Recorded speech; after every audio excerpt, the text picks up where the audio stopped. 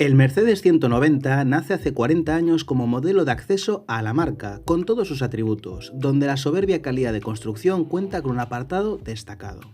Por tanto, puso al alcance de un público mucho mayor la posibilidad de tener un Mercedes, lo que ayudó a introducir y consolidar a la firma entre millones de nuevos conductores.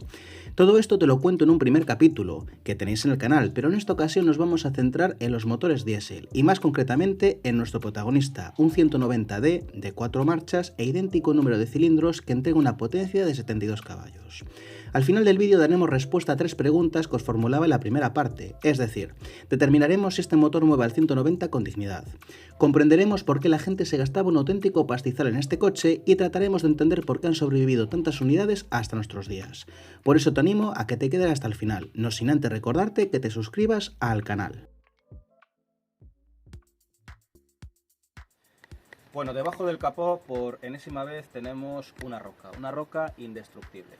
Como podéis ver, es un propulsor de 4 cilindros en línea, dispuesto longitudinalmente, y llama la atención ya a simple golpe de vista porque la mayoría de 190 diésel son los 2500, es decir, los diésel de 5 cilindros, con lo cual el bloque iría hasta aquí. Es un motor ultra simple como cualquier diésel de la competencia, como cualquier diésel de entonces. Eso significa que no tiene ni turbo, ni intercooler, ni por supuestísimo filtros de partículas, ni cosas, ni elementos que tienen los motores diésel actuales. La batería, fijaros que a diferencia de otros BMW de época que se sitúa en el maletero, la tenemos aquí con muchísimo espacio y con una cuna, si os podéis fijar, una cuna motor, un compartimento destinado al propulsor perfectamente delimitado respecto a la batería y respecto a otros elementos auxiliares. Una cosa que sí que me llama la atención. Como me llama la atención los tapones de aluminio, de metal, de acero que tienen los vasos de expansión, los diferentes receptáculos, que es una muestra más de calidad. Y simplemente no, ahora ya lo sabemos porque han pasado 35-40 años y muchos de estos coches han sobrepasado el 1.000.000 de kilómetros. Pero fijaros en el color de la culata, en ese gris acero, fijaros la impresión de robustez, de longevidad, de durabilidad que da. A mí al menos sí que me la da y con el paso de los años, pues esa impresión que deberían tener los primeros conductores, los primeros probadores, pues se ha convertido en realidad.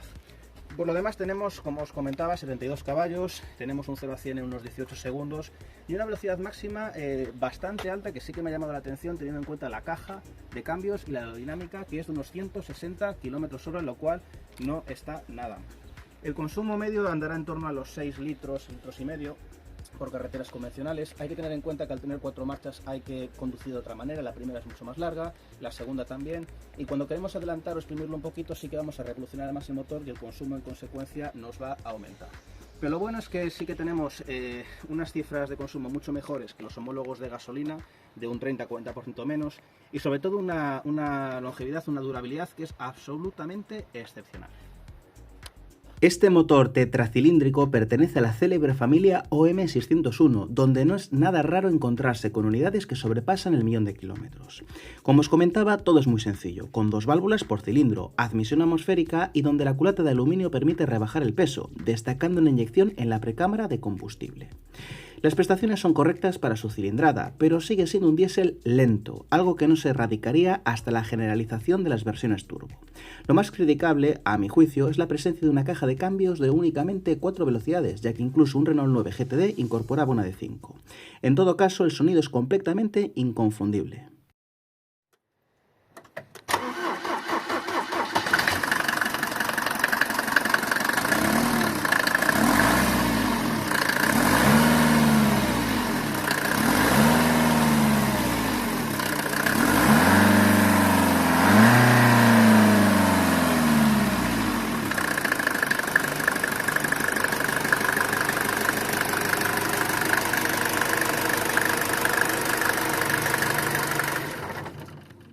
El resto de mecánicas diésel lo conforman el rarísimo 2.2 que se vendió en exclusiva en Estados Unidos, mientras que la variante más vendida y en mi opinión la más recomendable es la 2500 diésel, también sin turbo, pero que añade un cilindro más, por lo que la base podemos decir que es la misma.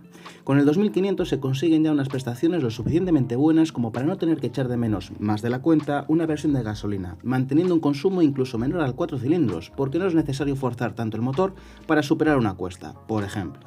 Por último, tenemos la variante turbo diésel sobre el bloque 2500 y asociada en exclusiva un cambio automático de 4 relaciones, la más cotizada en estos momentos, ya que proporciona una velocidad punta y aceleración bastante respetables. Bueno, una vez en marcha, lo primero que llama la atención, como en muchos otros Mercedes de su época, es el diámetro del volante, que es absurdamente enorme, aun a pesar de que no tenemos dirección asistida. Una dirección que tampoco es demasiado pesada, por no decir incluso que es ligera, y más aún en movimiento. Bueno, tenemos una caja de únicamente 4 marchas. Recordemos que estamos ante la versión más básica y de acceso del Mercedes más básico y de acceso, valga la redundancia, de toda la gama. Y por eso, bueno, vamos a tener que unas prestaciones un poquito más mermadas y mayor sonoridad, sobre todo cuando vamos por vías rápidas. Pero bueno, tampoco es una ausencia excesivamente criticable. Metemos primera, quitamos freno de mano. Y obviamente una vez en marcha pues es un tacto típicamente de Mercedes clásico. A pesar de que el motor solo tenga 75 caballos, y esto es una cosa que siempre comento, no nos podemos fijar única y exclusivamente en la cifra de potencia. Estos motores diésel de cilindradas relativamente altas tienen muchísimo par motor, muchísima fuerza en bajos y en medios. De tal manera que siempre tenemos muchísima respuesta y tenemos garra, tenemos ímpetu cuando pisamos un poquito el acelerador. Obviamente cuando vamos en vías rápidas, en autovías, autopistas y afrontamos un pequeñito repecho, o cuando vamos con cargas, el motor se nos va a morir enseguida. Y mismamente cuando vamos a efectuar un adelantamiento los tenemos que medir mucho y muy bien. Es un coche para tomarse las cosas con bastante calma con este motor debajo del capó. Pero con todo, para trayectos más o menos en vías lentas, en carreteras secundarias, comarcales, incluso en carreteras nacionales un poquito más rápidas, es un motor más que suficiente para el peso, para las pretensiones, para lo que viene siendo el posicionamiento del coche. La potencia es importante, está claro, pero según pruebo diferentes modelos diésel clásicos, os aseguro que no lo es todo. Este SEAT 131 con motor 2500 Sofin de 75 caballos se mueve increíblemente bien, con muchísimo nervio y buena respuesta. Os recomiendo que le echéis un vistazo en el vídeo que tenéis en el canal.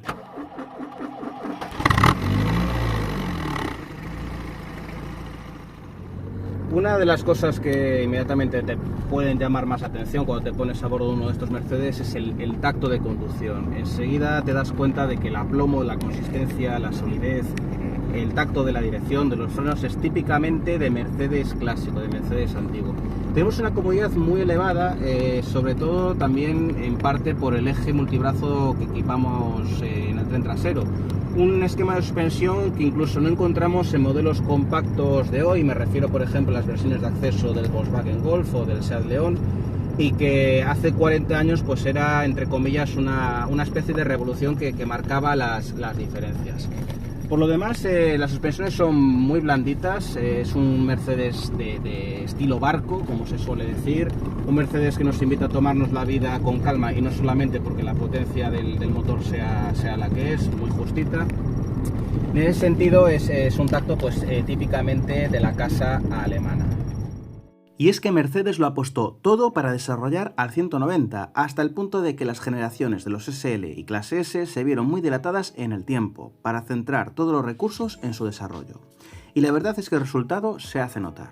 Volviendo a la ficha técnica, quiero destacar el coeficiente aerodinámico de solo 0,33, muy buena cifra en 1982, que tiene mérito viendo el diseño cuadradote del coche, para un peso relativamente alto de casi 1200 kilos, aunque hay que tener en cuenta su aislamiento y calidad.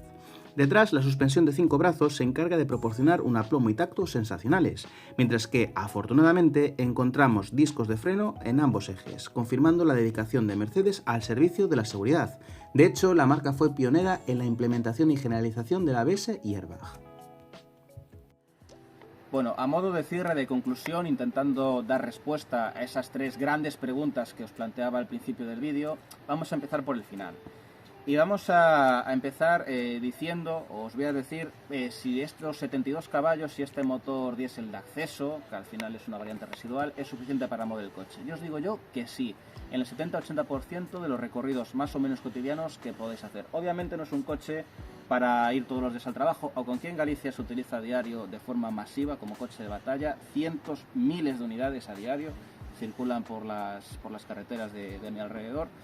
Pero tenemos que tener en cuenta que la potencia no lo es todo. Entran en juego otras variables como el peso, la caja de cambios, la aerodinámica y sobre todo el par motor. En segundo lugar, ¿por qué la gente pagaba 3,5 millones de pesetas por este coche? O 4 millones, dependiendo del año. Un coche que era más caro que un BMW Serie 3, que era más caro que un Audi 80, que eran ya de por sí vehículos realmente excelentes, vehículos alemanes de pura cepa. Pues básicamente porque el que se compraba este coche tenía garantía, sabía a ciencia cierta de que este vehículo le iba a acompañar el resto de su vida. Era un coche para toda la vida. Mercedes te daba esa garantía. Es un coche diseñado y concebido sin límite de presupuestos. Aquí el objetivo era ser el mejor, con una calidad de construcción, una solidez que no tenía que tener en cuenta ninguna restricción, ninguna normativa, ni una competencia tampoco que era mucho más reducida que la actual, y en ese sentido era una garantía.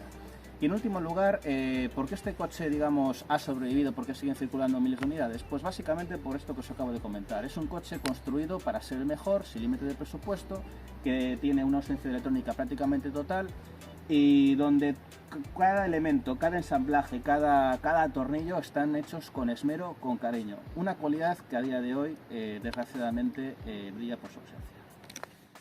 El Mercedes 190, junto con el clase E W124 y la clase S W140, son, en mi opinión, los Mercedes totales.